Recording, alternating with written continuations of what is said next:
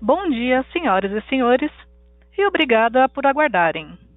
Sejam bem-vindos à teleconferência da Lynx para a apresentação dos resultados do primeiro trimestre de 2020. Agora, passo a palavra ao Alberto Menache, que iniciará a apresentação.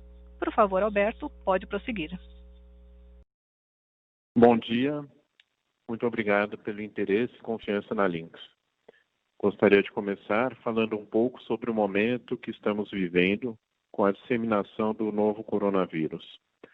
Desde março de 2020, vários estados brasileiros vêm adotando medidas de distanciamento social para achatar a curva de contaminação da população pelo Covid-19, no esforço para prevenir um possível colapso do sistema público de saúde. A maioria dessas medidas envolve o fechamento de estabelecimentos comerciais não ligados a serviços essenciais.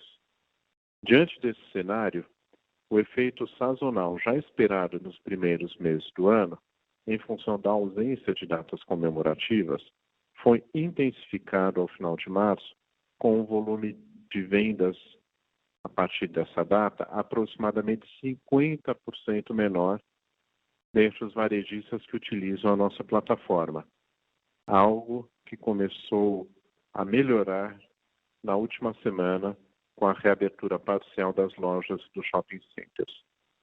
Nesse contexto, o modelo de negócio baseado em receita recorrente demonstrou a resiliência da Lynx. Já na segunda quinzena de março, tivemos um aumento na demanda por aplicativos de entregas, plataforma de e-commerce, integração de lojas a marketplaces, link de pagamentos e ofertas de gateway.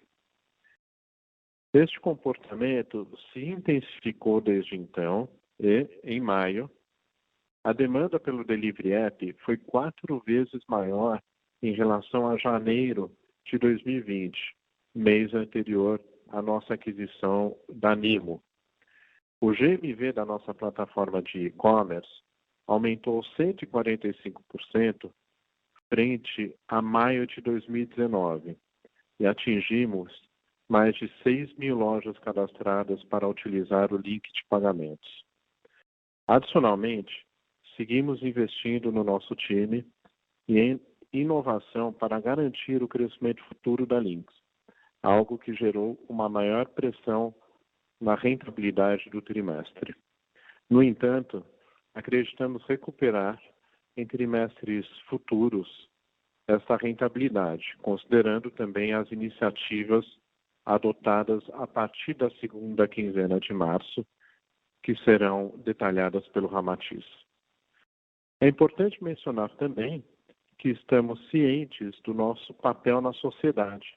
Estabelecemos diversas parcerias estratégicas para o combate ao Covid, como, por exemplo, a doação de R$1 milhão ao projeto Salvando Vidas, realizado em conjunto com o BNDES para a arrecadação de recursos para a compra de materiais médico-hospitalares de entidades filantrópicas brasileiras. Continuamos operando normalmente e reafirmamos nosso compromisso com o longo prazo, garantindo a segurança do nosso time, o atendimento aos clientes e fornecedores e, consequentemente, com o negócio. Seguiremos investindo em inovação e na valorização do nosso time para aproximar cada vez mais pessoas e tecnologia por meio de experiências de compra apaixonantes mundo afora. Acreditamos que a aceleração do processo de transformação digital dos varejistas, independentemente do seu tamanho, é algo relevante para o negócio da Lynx. Agora, passo a palavra ao Ramatiz para falar sobre os resultados do primeiro trimestre de 2020. Ramatiz, por favor. Alberto, obrigado. Bom dia a todos. Ainda sobre o tema do Covid, eu gostaria de destacar que adotamos diversas medidas para a preservação do caixa da Lynx, como a antecipação e redução dos custos de operações de nuvem, a desaceleração do ritmo de aquisições, congelamento da abertura de vagas e promoções, cancelamento de viagens, redução de custos com terceiros e negociação de aluguel dos escritórios. Também foram efetuadas negociações com o BNDES, com os sindicatos que representam nossos funcionários, e os prazos foram renegociados com fornecedores. Ações complementares envolveram a negociação e postergação de condições com os clientes, avaliação das perspectivas futuras por cada área de negócio e redução de distribuição de dividendos em 2020. A Linx tem procurado negociar caso a caso os vencimentos das faturas conforme o relacionamento com o cliente. Eu destaco que a Linx possui um importante saldo de caixa líquido. No primeiro trimestre, registramos 310 milhões e, excluindo da dívida bruta o leasing decorrente do IFRS 16 e o earn-out líquido de contas a pagar por aquisições, o caixa líquido ajustado seria de 505 milhões no trimestre. Seguindo para o slide 3, destaco as parcerias firmadas recentemente pela Linx. Passamos a integrar o Linx Omni OMS ao marketplace do Mercado Livre, possibilitando os varejistas ampliar seus canais de vendas, oferecendo a modalidade Pick-up in Store e Ship from Store. Essa parceria também contempla micro e pequenos varejistas, que são os nossos clientes da Hiper, oferecendo uma oportunidade importante de vendas para a nossa base de clientes mais afetada pelo contexto do Covid-19. Com a B2W, firmamos uma parceria para criar uma plataforma de e-commerce white label para os clientes de farma, com mais de 60 mil SKUs já pré-cadastrados e que leva em torno de 3 dias para ir ao ar a partir da contratação. Por fim, nós reforçamos a parceria assinada com a RAP para a integração de lojas ao seu marketplace, considerando o fechamento temporário a partir de março. É importante destacar que todas as parcerias firmadas pela Linx estão disponíveis agora para toda a base de clientes, e não mais apenas aqueles que contrataram o Linx Omni OMS. Ainda no slide 3, destaco o pagamento de dividendos no total de 20 milhões, a partir de 20 de maio, conforme deliberado em Assembleia em 30 de abril. Agora, passo a palavra a Carol, gerente de RI da Linx, para prosseguir com a apresentação. Obrigada, Ramatiz. Mudando para o slide 4, demonstramos que a receita recorrente atingiu 196 milhões de reais, representando 83% da receita bruta, um crescimento de 16% sobre o primeiro TRI de 19 e em linha com a receita recorrente do quarto TRI de 19. No primeiro trimestre, a Linx Core representou 75% da receita recorrente total, enquanto que Linx Pay atingiu 14% e Linx Digital 11%. No trimestre anterior, a representatividade de Linx Digital era de 13% e Linx Pay 12%. Essa mudança no mix é explicada principalmente pela aquisição da Pimpag em janeiro de 20, alocada como parte da Linx Pay. No slide 5, mostramos que a receita líquida foi 18% maior em relação ao primeiro trimestre de 19 e 6% menor versus o quarto TRI de 19. Seguindo para o slide 6, destacamos que o EBITDA ajustado atingiu 41 milhões no trimestre, 11% menor em relação ao EBITDA ajustado do primeiro TRI de 19, com uma margem EBITDA ajustada de 19,6% nesse trimestre. No slide 7, apresentamos as despesas não recorrentes do trimestre, somando 3 milhões e meio de reais. Esse montante é composto pelo impacto da receita com antecipação de recebíveis, oferecida pelo Linx Pay, reestruturação organizacional, realizada no início do ano com os times de Linx Core, Digital e PayHub, despesas com o processo de due diligence de empresas adquiridas e também os gastos com consultoria para adequação às regras da SOX. Obrigada pela atenção e vamos passar agora para o Q&A. Senhoras e senhores, iniciaremos agora a sessão de perguntas e respostas. Para fazer uma pergunta, digitem *1.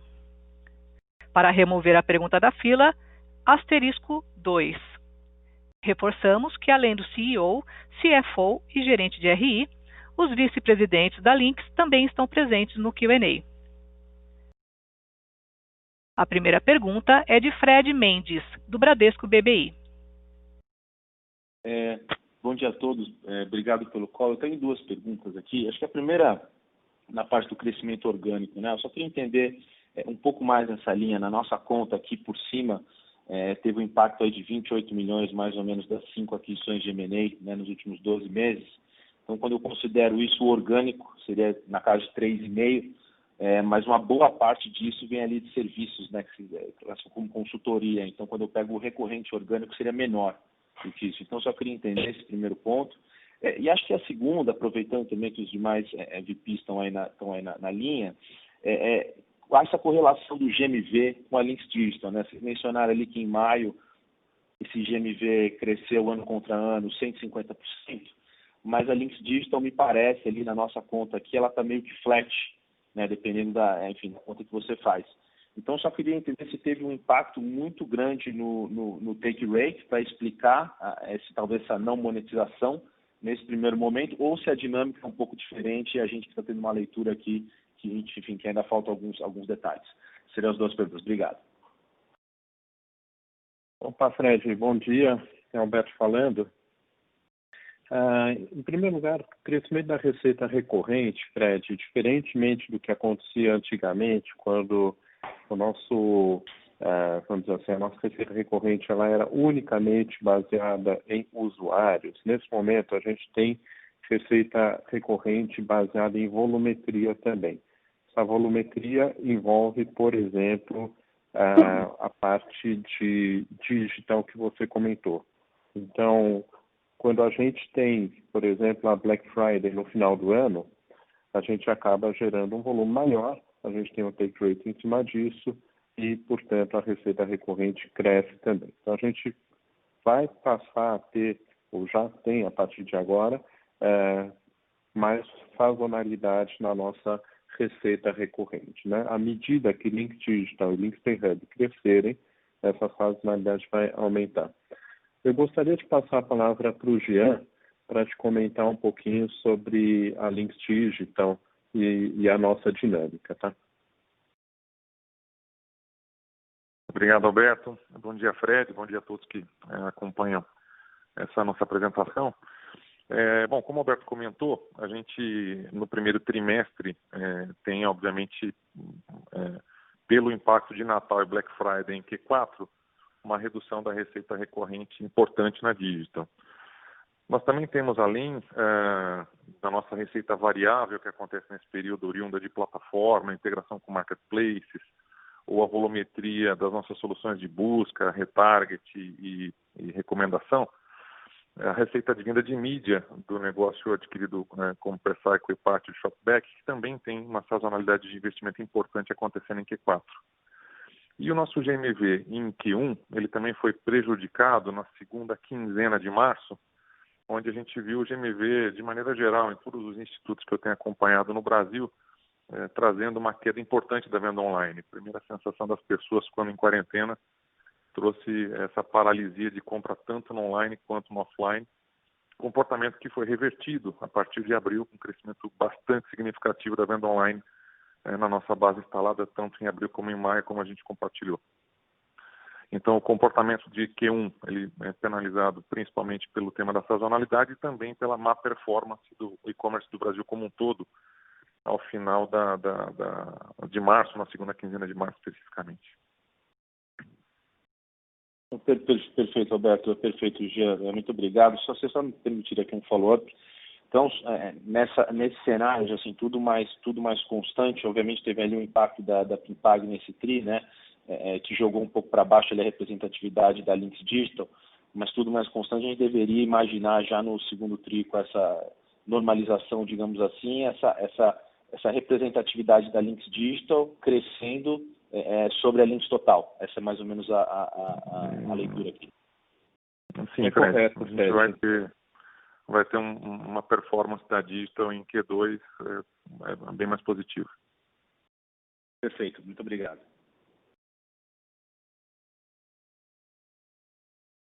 A próxima pergunta é de Daniel Federli, do Credit Suisse.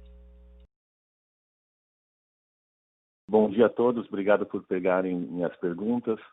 A primeira pergunta é com relação a querer entender quão determinante deve ser digital na tendência de receita total da empresa no segundo semestre, porque vocês vêm pontuando bastante ao longo dos últimos tris que o crescimento de receita no core business, de POS, RP, não tem sido tão forte por uma fraca expansão do varejo em si.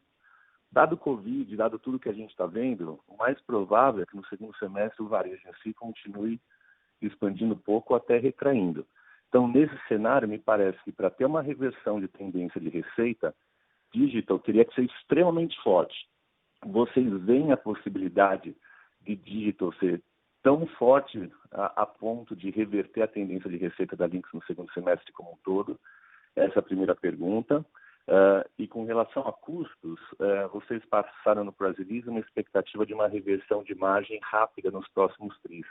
Eu queria entender se isso já ocorre no segundo tri e se essa redução em custos, se ela é permanente ou se ela é one-off. Assim, depois que cai, ela continua num patamar mais baixo ou passando alguns efeitos de medidas paliativas, como botar pessoal em férias, utilizar banco de horas, os custos voltam a subir no segundo semestre. Obrigado. Federli, Alberto, obrigado pela pergunta. Com relação à margem consolidada e crescimento de receita no segundo semestre, é muito difícil de precisar como é que vai ser o comportamento do consumidor olhando, vamos dizer assim, um horizonte um pouquinho mais distante, né? Então, hoje a gente tem pouco mais de 100 shoppings reabertos no Brasil, mas daqui a 2 semanas a gente pode ter 500 ou 600, né? E o volume, o GMV do online, ele provavelmente não volta para o patamar anterior, mas também é bem provável que ele não fique no patamar atual, tá? Então, acho que é cedo ainda para precisar quais serão os efeitos mais duradouros dessa crise. Dito isso, se o novo normal fosse o mês de junho, sim, a contribuição do digital seria muito, muito significativa, tá? Olhando para frente. E a gente tem, eu vou passar a palavra de novo para o Jean daqui a pouquinho, um fechamento de novos projetos de plataforma de e-commerce muito significativo, né? Falando sobre custo, boa parte das medidas que a gente tomou são definitivas e outras não, né? Como a gente falou, toda a parte de férias e etc., isso é temporário, né? Agora, o que é definitivo? Um novo patamar de custos com viagem. Esse novo patamar, ele vai ser muito, muito menor do que era antes, né? Para você ter uma ideia, a gente gastava mais de R$1 milhão por mês entre viagem e hospedagem, né? Isso vai talvez ser 20% do que era antes no futuro. Quando a gente pensa em tamanho do time, esse tamanho foi reduzido em relação a novembro do ano passado. Inclusive, agora no começo do mês, eu passo a palavra para o Flávio daqui a pouquinho, a gente fez um ajuste, porque a gente tinha congelado desligamentos do final de março em diante, a gente não fez nenhum desligamento, a gente veio a fazer agora no início de junho, onde a gente fez uma série de desligamentos, isso também é permanente. E outra redução de custo também permanente, a gente usava bastante terceiros para todo o excesso de necessidade ou de capacidade em P&D. Isso foi muito reduzido, também é um novo normal, né?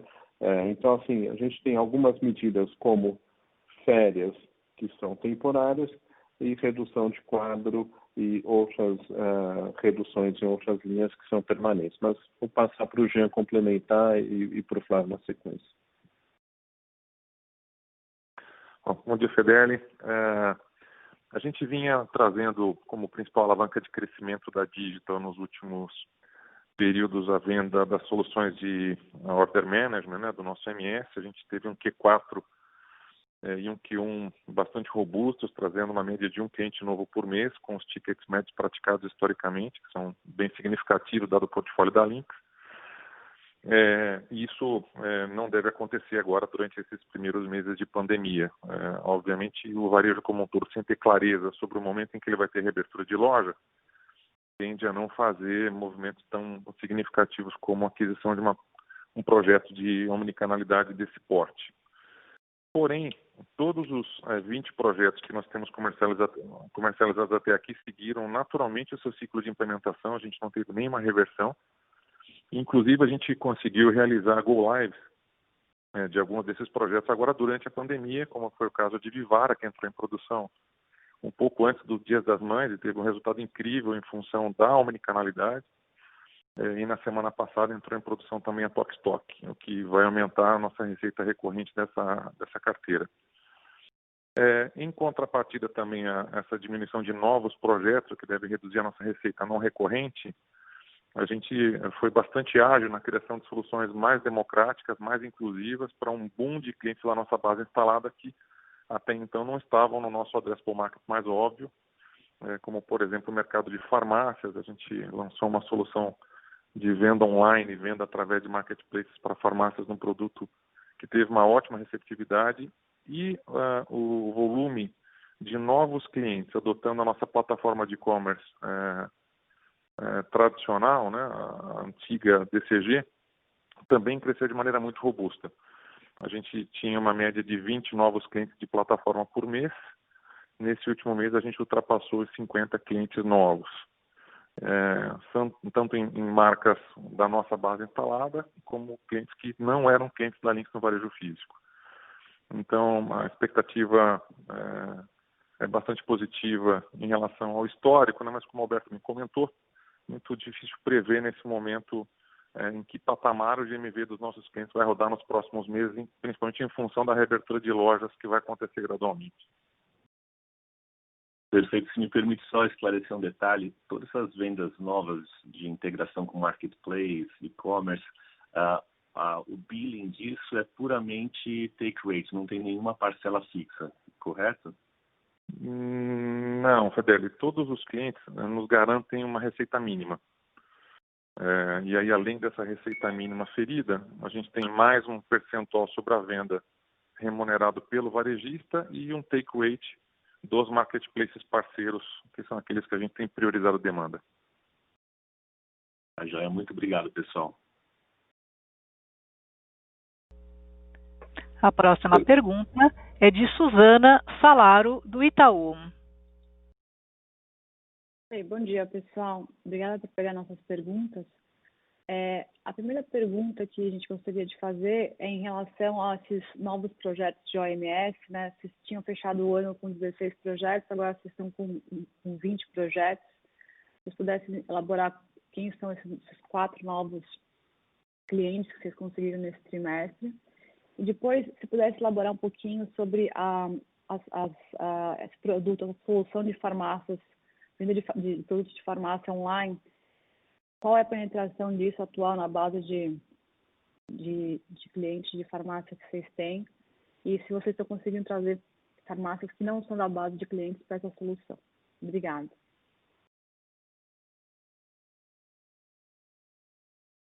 Oi, Suzana. Obrigado pela pergunta.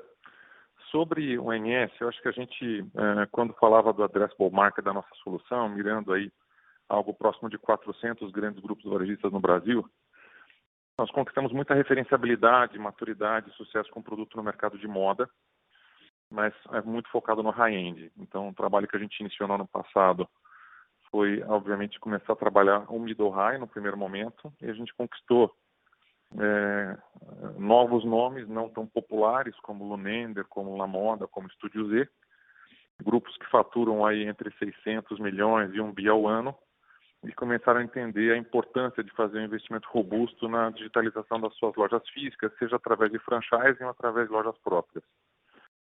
E renovando a nossa penetração nesse addressable market futuro, nós focamos em buscar novos clientes fora do mercado de moda. E aí, a importância da entrada da Tokstok em produção agora, que traz para a gente o mercado de home center e decoração como mercado potencial que tem aí uma oportunidade enorme de crescimento em cross-selling da nossa base.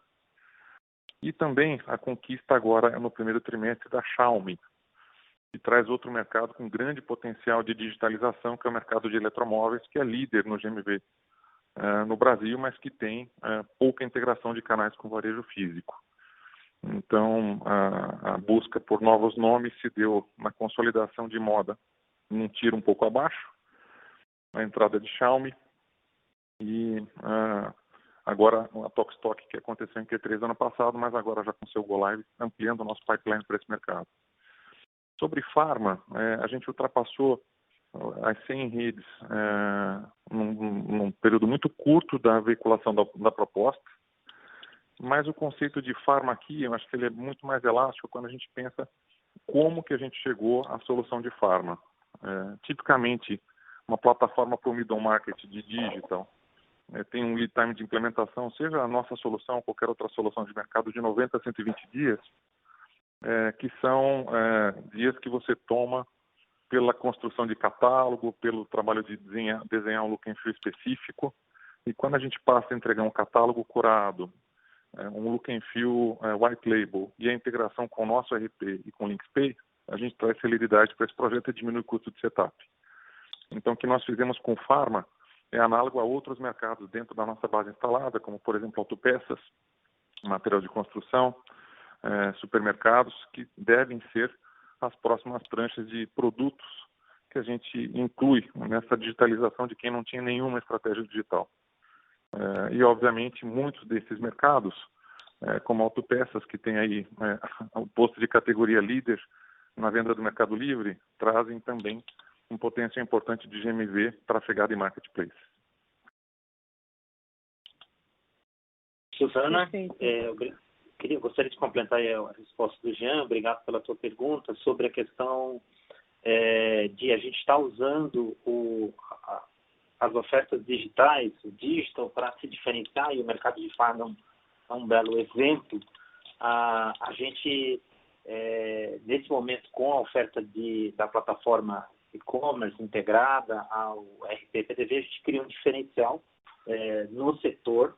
Se a gente olhar os nossos competidores no setor em Pharma, nenhum deles tem qualquer posicionamento digital. A gente trabalhou, inclusive, junto com a nossa força de vendas para buscar essas 100 redes para usufruir desse posicionamento digital. E sim, a gente está conseguindo, em Pharma, inclusive, mudar as posições de RP e PDV de novos clientes pela abordagem digital.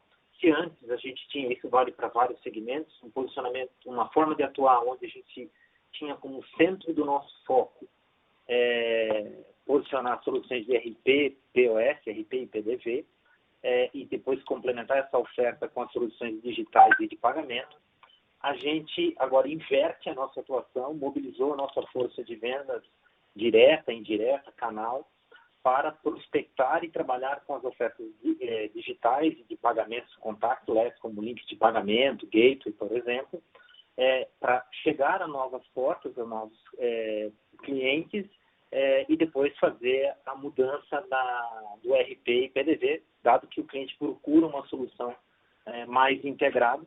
E isso foi, claro, em Pharma, onde a gente, inclusive, fez todo o reposicionamento de site no links.com.br para conseguir mostrar que a gente tem um posicionamento digital diferenciado, e isso está nos ajudando a pressionar as vendas também. Só uma pergunta sobre essa consideração da inversão do centro de foco das vendas. Isso está sendo feito agora durante a pandemia, ou seja, os clientes estão dispostos a mudar de RP no meio da pandemia, ou isso é uma coisa mais ampla que vai ser feita depois, estava sendo feita antes? Nos pequenos, especialmente nos pequenos varejistas, seja eles em Pharma, mesmo em moda, mesmo em food, a partir do delivery, a troca do sistema é possível. A gente está conseguindo fazer algumas ativações, sim, trocando soluções de RP e PDV naqueles projetos que são pequenos. Naqueles que não são, a gente começa pelas posições digital e de pagamentos, e isso acaba ficando planejado assim que tiver maior retomada, melhor condição de varejista conseguir fazer as mudanças, mas que muitos estão conseguindo fazer. Perfeito, obrigada. Gil, obrigado pelo complemento. Só reforçando esse conceito da nossa ampliação da capacidade de venda e implementação das soluções digitais, além da qualificação e engajamento do time de franquias da Linx, para acelerar nosso processo de venda e implementação de plataformas de e-commerce, a gente já tinha iniciado no ano passado a criação de um programa de parceiros exclusivos para a estratégia da Linx Digital, composto por agências que tipicamente já atuam nesse mercado. A gente deve terminar o primeiro semestre com 20 agências com acordos formais de parceria e capacitadas junto à Linx Digital, mirando um crescimento importante ao longo do segundo semestre também da venda indireta e da implementação realizada por terceiros das nossas soluções. Desculpa, agora eu vou só fazer mais uma pergunta sobre essas 20 agências, se possível. Se você pudesse elaborar um pouquinho como é que é a remuneração delas, se é semelhante às que vocês fazem hoje ou se tem alguma particularidade.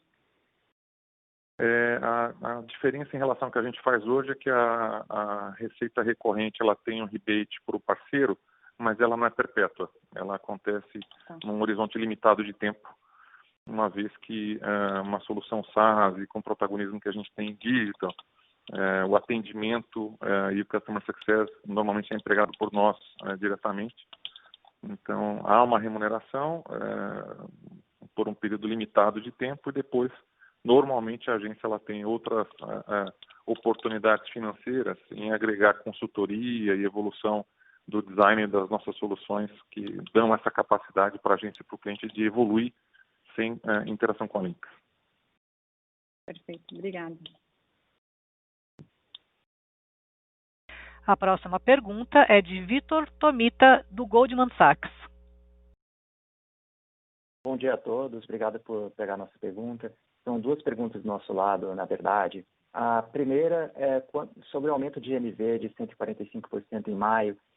Quanto desse aumento foi same stores e quanto veio da implementação de soluções em novos clientes? Seria a nossa primeira pergunta. A segunda pergunta do nosso lado seria se nesse primeiro trimestre já houve algum impacto de renegociações e postergações de pagamentos de clientes no resultado e se devemos esperar algum impacto relevante disso no segundo trimestre. Obrigado.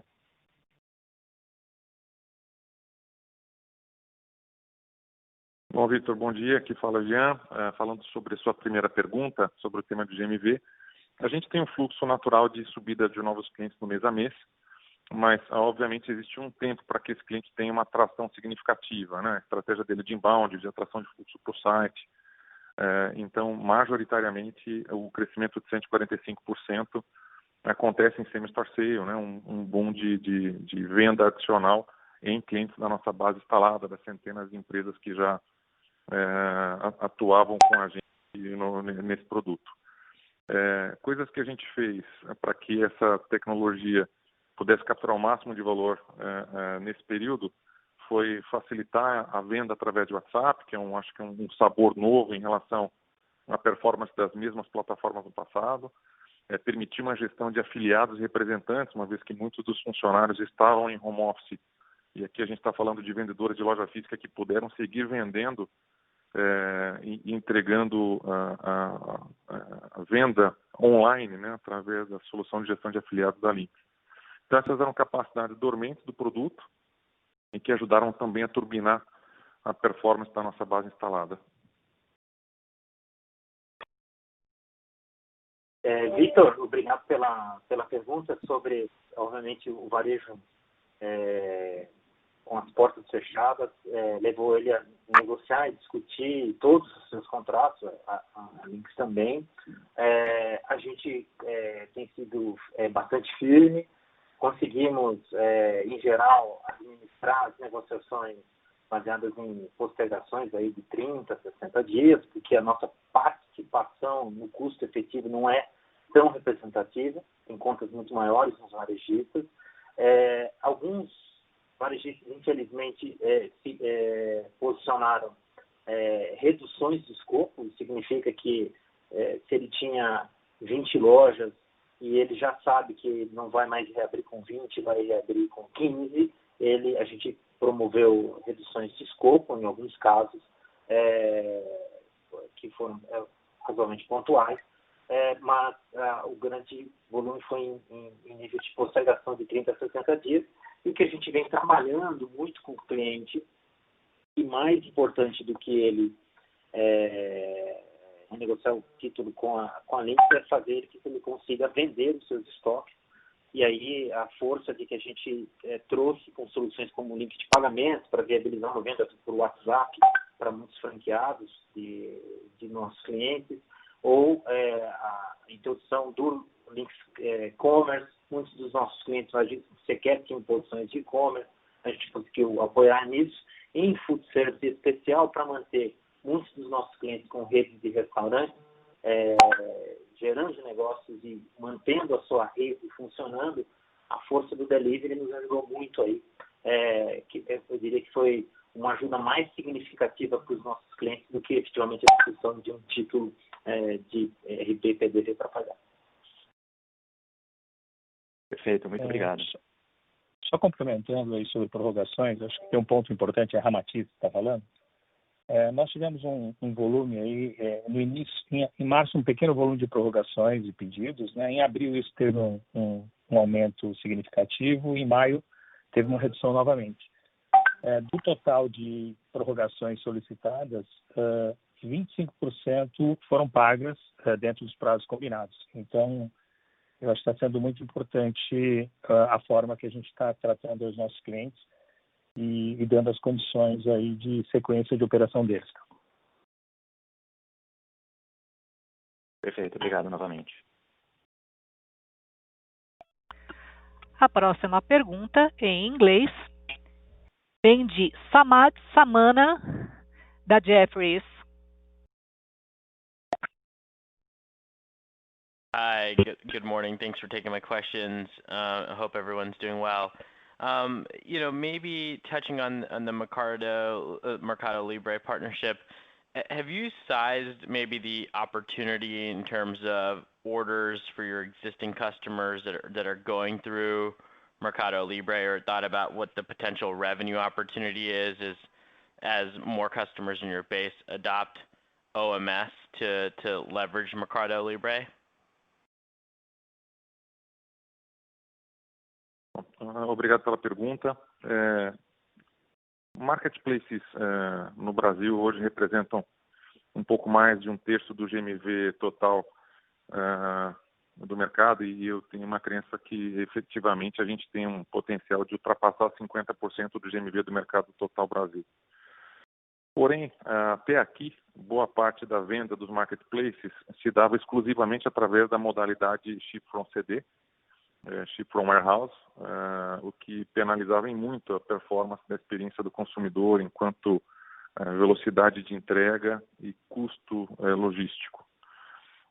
Os nossos acordos eles foram movidos junto à Magalu, junto à B2W, junto ao Mercado Livre e junto ao Rappi, com a intenção recíproca de popularizar as entregas a partir das lojas físicas e viabilizar, então, um maior volume de produtos sendo oferecidos, um produto sendo oferecido numa velocidade de entrega melhor e com custo logístico mais baixo, porque são grandes ofensores da venda online. Considerando que hoje, em média, a gente tinha quase 80% dos carrinhos dos e-commerces abandonados no Brasil. Nós estamos desde Q4 num roadmap bastante intenso com todos esses parceiros, o Mercado Livre está incluso, para que a gente possa integrar o estoque de loja física e, com isso, trazer novos entrantes para essa agenda e aumentar o GMV da nossa comunidade de clientes que veicula suas ofertas junto ao Mercado Livre. A gente tem agora os primeiros casos de sucesso que têm conseguido fazer essa entrega, casos de Ering e Marisa, que tem tido um volume muito significativo de venda a partir da loja física e ofertas feitas nos marketplaces, como o Mercado Livre, e que permitiram a eles ter um GMV bastante robusto, mesmo com as lojas fechadas, tendo funcionários dentro das lojas operando esses pedidos e facilitando o despacho. Como foi colocado no início desse call, durante a pandemia nós revisitamos todos esses acordos para que a gente não tenha apenas a base de clientes do OMS nesse acordo, mas sim todo e qualquer cliente que tenha o despacho a partir da loja física. E aí o lançamento de produtos como o Hub O2O e soluções que permitem a gente fazer publicação simples, como a gente tem feito no RAP, mesmo de clientes que não têm o nosso OMS.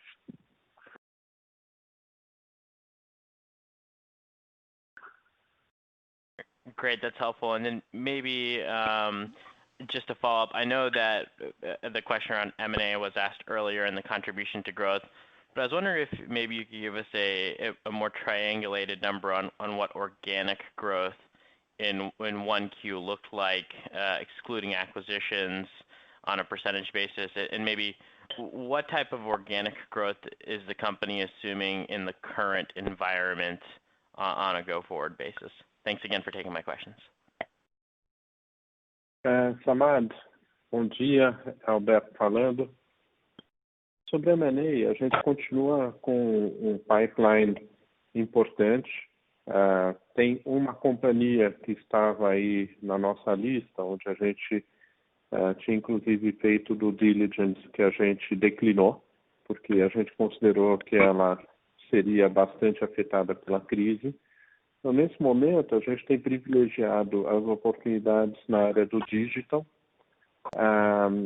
e outras oportunidades que a gente considera que serão resilientes e que sairão resilientes dessa crise, sairão vencedoras.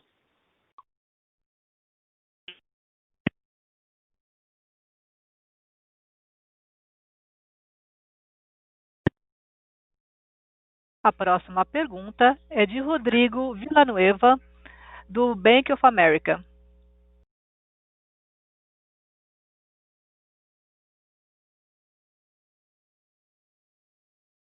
Senhor Rodrigo, sua linha já está aberta.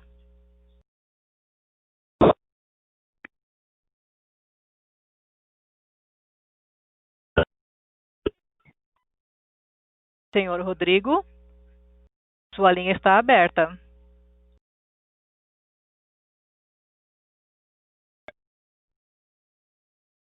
A próxima pergunta vem de Marcelo Santos, do Banco JP Morgan. Bom dia a todos, obrigado por pegar as perguntas. Elas são mais na linha da margem, né? Primeiro, entender um pouco melhor como que a gestão vê a evolução da margem sequencial, dado as iniciativas para reduzir custo que foram tomadas. Seria uma margem melhorando a cada TRI ao longo do ano, ou a gente já deveria esperar um pulo razoavelmente grande no segundo TRI, que sem qualquer cor que fosse possível dar nesse sentido seria bem interessante. E a segunda pergunta é mais específica da margem do Linx Pay. Pegando os dados do ITR, considerando a receita financeira, parece uma margem mais ou menos de 8%, 9%, mas foi um trimestre muito atípico, né? Acho que a Fimpag entrou só 2 meses, em março teve os restaurantes estavam fechados, então considerações poderiam ser feitas em relação a uma margem mais normalizada para o business de pagamentos do jeito que ele é hoje. Obrigado. Marcelo, obrigado pela pergunta, Alberto. Olha, a margem, vamos dizer assim, normal da Linx, ou normalizada da Linx seria acima de 20%, tá? O quanto acima de 20% é difícil de precisar nesse momento. Olhando para o segundo trimestre, a gente, nesse momento, com os elementos que a gente tem, obviamente ainda a gente está longe de fechar o trimestre, a gente já deve enxergar uma melhoria de margem, tá? Olhando mais adiante, tem certos fatores aí, como o Gilcinei colocou, de fechamento eventual de lojas, que a gente não tem como controlar, ou não tem como estimar, melhor dizendo, e que podem afetar a nossa receita recorrente e, portanto, a nossa margem. Nesse momento, o que a gente pode dizer é que o churn e toda a parte de cancelamentos e reduções está abaixo da média histórica, né? É um fenômeno que a gente ainda está procurando entender e que provavelmente não vai se manter assim, mas neste momento a gente tem um churn abaixo da média histórica.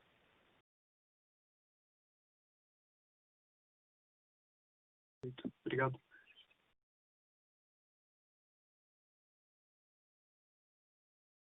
A próxima pergunta vem de Maria Tereza Azevedo, do Banco Santander.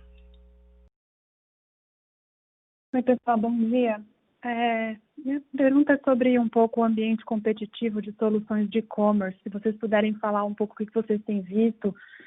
Tem alguns players bem agressivos sobre plataformas de e-commerce, se vocês acham que os produtos são competitivos ou não. E se puderem falar um pouco sobre o roadmap de lançamento de um OMS mais simplificado, mais rápido de ser implementado, se vocês acham que isso pode ganhar traction.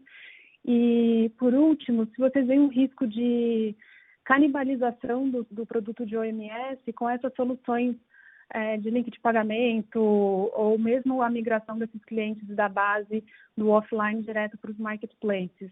Ou se não, isso é só um primeiro passo, num segundo momento eles deveriam acabar contratando uma solução de e-commerce próprio e OMS.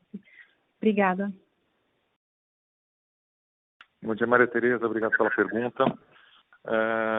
Em relação ao ambiente competitivo, o que eu entendo é que a gente tem aí um posicionamento claro nos extremos, né? A gente tem a cauda longa com soluções que podem ser inclusive globais, dado pouco escopo e a simplicidade das soluções, o que não é o nosso mercado-alvo.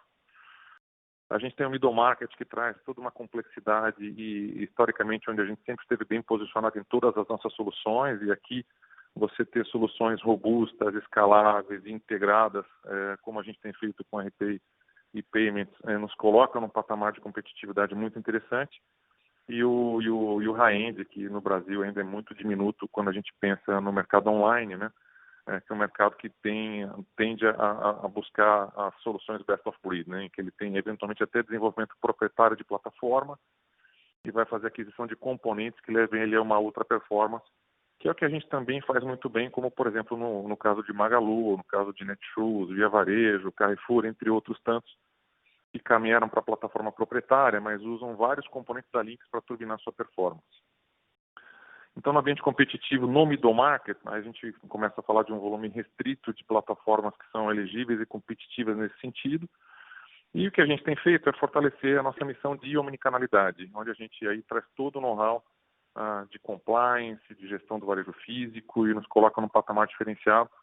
E que no ano passado a gente já começou a comunicar casos de sucesso em que a gente teve migração de clientes de Magento, de Hybris, de Oracle, de Vetex, que migraram para a gente não por ser uma plataforma melhor ou pior, mas por ter uma solução mais abrangente, mais completa. E tenho a minha total confiança de todo o time de que a gente segue avançando nas nossas vantagens competitivas quando tratamos de omnicanalidade, e isso vai ser preponderante para a gente ajudar o varejista que nesse momento tem aí um desafio enorme de como ativar essas tecnologias. Quanto à canibalização de receita, eu não acredito nisso. A gente está falando de procurar soluções mais inclusivas para um primeiro estágio de adoção de omnicanalidade, mas em algum momento, quando você começa a agregar volume, esse varejista vai precisar de soluções mais robustas, como é o caso do nosso MS. Durante a pandemia, nós chegamos a ter clientes que levaram mais de 1.000 pedidos para uma única loja física ao dia. E aí você começa a ter uma complexidade de pick and pack, proteção de estoque, reserva, realocação, integração com saque, que uma solução simples não permite. Então, a gente, obviamente, não vai levar uma solução com essa complexidade para as primeiras ondas de adoção, mas seguramente a gente vai estar mais pronto que qualquer outra empresa no Brasil para que ele escale com o mesmo fornecedor a sua capacidade de gerir alto volume em loja física com uma solução madura, como o nosso MS já se mostrou. Perfeito, muito obrigada. Eu gostaria de completar aqui a Gilcinei falando, gostaria de completar o Jean num aspecto omni, que é o aspecto no segmento de food. A gente conseguiu a partir da aquisição da Nimo, a acelerar a nossa oferta de delivery junto à nossa estrutura de vendas, especialmente os nossos canais. Então, a gente, como está destacado no release, conseguiu quadruplicar as vendas do Nimo, que é uma proposta digital para o mercado de food, onde o consumidor pode pedir o seu pedido para delivery ou também para take-out, da mesma maneira, ou até pedir dentro do restaurante, são opções omni, e isso ajudou a muitos dos nossos clientes manter as suas operações abertas, e a velocidade de implementação disso tem sido bastante rápida, e a adoção pela nossa força de venda foi muito, muito, muito, muito ágil.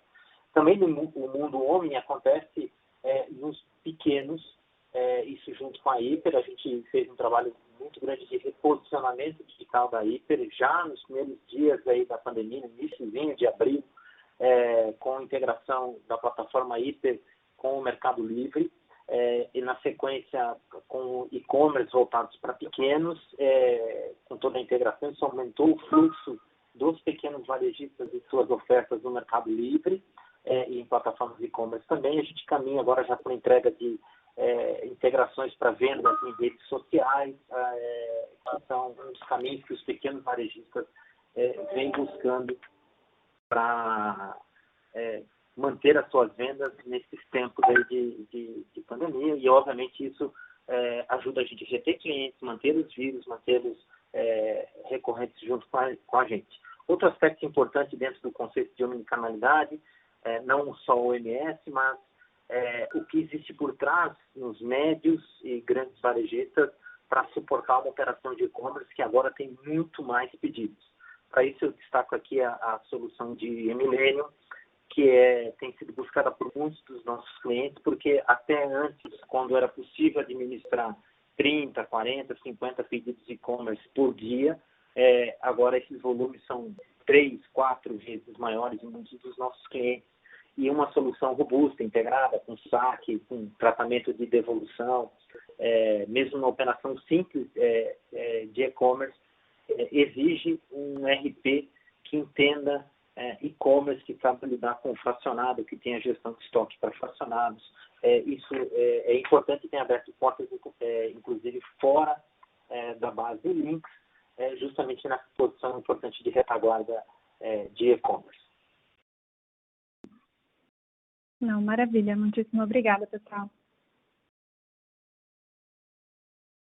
A próxima pergunta é de Rodrigo Villanova, do Bank of America. Bom dia, Alberto e time. Espero que vocês e suas famílias estejam bem. Eu tenho duas perguntas. A primeira é só clarificar se vocês perceberam uma melhora no desempenho operacional da Links como um todo em abril e maio, em relação com o final de março, ou aquela melhora só foi percebida no início de junho? E a segunda pergunta é se vocês conseguem passar para a gente o GMV transacional na plataforma de e-commerce, qual é o take rate que vocês estão cobrando hoje em dia e se vocês têm algum objetivo de longo prazo em relação com aquele GMV. Obrigado. Rodrigo, bom dia, Alberto falando.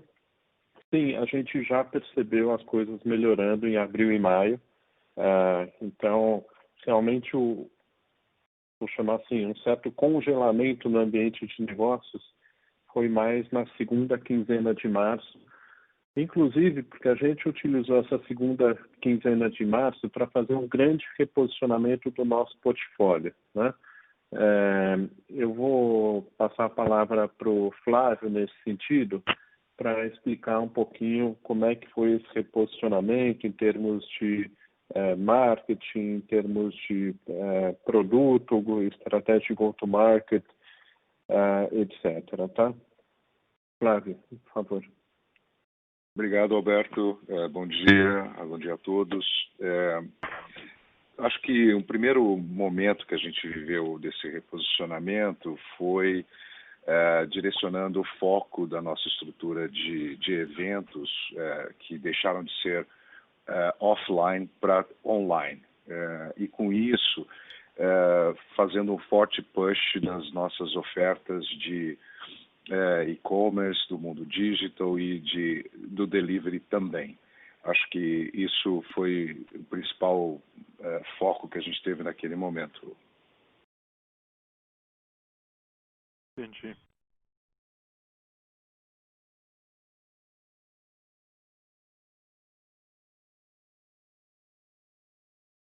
Jean, você gostaria de complementar? Sim, sobre a questão do GMV da plataforma, Rodrigo, a gente não divulga o GMV da plataforma e tampouco o take rate nesse momento. Entendi. Obrigado. Agora, o que a gente tem praticado em termos de take rate, Rodrigo, não é nada diferente da média de mercado, tá bem? Tudo bem. Isso é em torno de 0,5%? Mais ou menos. O take rate da plataforma é maior. Tá bom. Muito obrigado. Nada. A próxima pergunta é de Daniel Federli, do Credit Suisse. Obrigado, pessoal, pela chance de perguntar mais uma vez. Eu queria aproveitar a presença do Denis Piovesan para perguntar sobre como ele vê a oportunidade vindo de PIX, de pagamento instantâneo, e mesmo de Open Bank, que prevê iniciação de pagamentos, né? Se a Linx pode se beneficiar de alguma forma dessas iniciativas, e também entender quem é o cliente target hoje para o Linx Pay, em termos de segmento, em termos de tamanho, se tem algum segmento específico, um tamanho um pouquinho menor. São essas as perguntas. Obrigado. Oi, Daniel. Obrigado pela pergunta. Em relação ao Pix, a nossa estratégia ela vem super aderente. A gente começou com essa ideia de consolidar isso, de ter um único QR ali que fosse funcional e tivesse transações online. Então, a gente continua trabalhando com a plataforma. A gente vai ser um player e deve estar pronto aí em novembro, que é a data do Banco Central. Ela vem aderente à nossa estratégia, vem em linha com o que a gente vem construindo, e a gente está realmente evoluindo na nossa plataforma aí para atender tudo que o Banco Central demanda, tá? Em relação ao cliente target de Linx Pay, hoje a gente, e Open Banking, né? Só um ponto, falando de Open Banking, a gente tá super aderente, a gente já está com a nossa conta também. A gente já tem no hiper, no segmento do hiper, a gente já tem também toda uma estrutura de Open Banking, ele já está funcionando com o Open Banking integrado no RP. Então, a gente vem bem... Acho que a nossa estratégia é bem aderente ao que o Banco Central está promovendo, tá? Então, a gente vai estar pronto em novembro nesse sentido para atender as frentes do Banco Central demanda. Em relação ao cliente target de Linx Pay, hoje a gente continua com um target muito forte, que são aquele cliente que é do middle, de mais ou menos R$1 milhão. Por outro lado, quando a gente começa a olhar de hiper, a gente começa a ter clientes pequenos e começa a ter uma atração no HiperPay, a gente começa a trazer novos clientes, a gente começa a entrar com soluções agora também, e essas soluções elas vêm acelerando nesse ano aqui, em função de POS TEF ou Smart POS com a nossa automação embarcada. A gente começa também a navegar um pouco fora daquele cliente inicial que a gente olhava que era o cliente ali de 80, 100 mil reais mês para as duas pontas. E além disso, como nós agregamos a PinPag ao nosso portfólio, a gente também começa a olhar um outro tipo de perfil de cliente, que não necessariamente é o cliente tradicional da Linx, mas a gente começa a buscar clientes fora da nossa base, que tem tido uma atração interessante. A PinPag sofreu bastante nesse primeiro período em função da pandemia, e nesse segundo também ainda um resultado difícil, mas a gente está trazendo novos clientes. E por último, para responder a sua de maneira bastante assertiva a pergunta, acho que a integração com o digital tem sido excepcional para a gente, tanto em termos de margem quanto em termos de adesão de clientes. Todo cliente da Nimo tem saído 100% com Linx Pay hoje. A Nimo ganhou muita atração, a Nimo é plataforma de alimentação, então a gente tem saído com 100% da base. Nimo já sai com Linx Pay, grande parte dos clientes também da estratégia digital já saem com Links Pay, então a gente tem conseguido aumentar a margem, aumentar a rentabilidade, que é o nosso grande objetivo nesse momento. Tá? Então, falando um target de cliente, ampliou muito o nosso leque.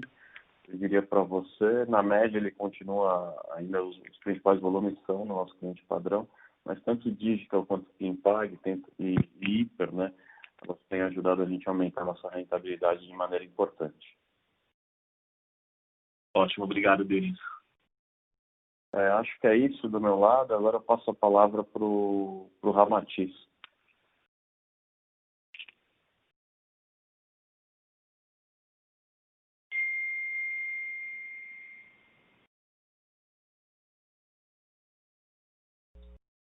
Senhor Ramatiz, sua linha está aberta. Ok. Eu queria complementar a pergunta feita pelo Vitor do Goldman Sachs, porque o tema de prorrogações é um tema muito importante que a gente vem aí gerenciando o dia a dia, né? Só para a gente entender claramente, do total hoje de prorrogações que nós tivemos, que foi 100%, 25% já foi pago, porque venceu, já foi pago. 15% estão vencidos ou sendo renegociados. Então, 25% já pagos, 15% vencidos ou renegociados. E nós temos um saldo de 60% a vencer, que ainda está dentro do prazo de pagamentos e que os nossos clientes vão estar honrando com esses prazos. Tá? É isso.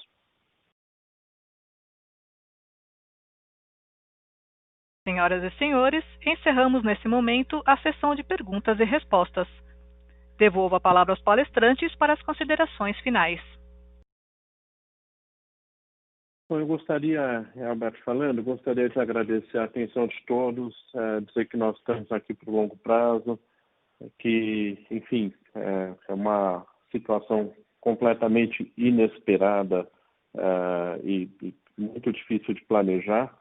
Eu acho que a gente entrou bastante bem preparados para essa crise do coronavírus. A gente conseguiu se mobilizar muito rapidamente para trabalhar cada um de casa. Não temos histórico de absolutamente ninguém que tenha pego o Covid dentro da Links. Conseguimos reorganizar o nosso portfólio. Enfim, é um momento onde a gente se sente muito confiante, o time bastante unido aí para seguir em frente e colher os frutos desses investimentos que a gente vem fazendo ao longo dos anos. Muito obrigado a todos, um ótimo dia e até breve. A teleconferência da Links, referente ao primeiro trimestre de 2020, está encerrada. Agradecemos a participação de todos e tenham uma boa tarde.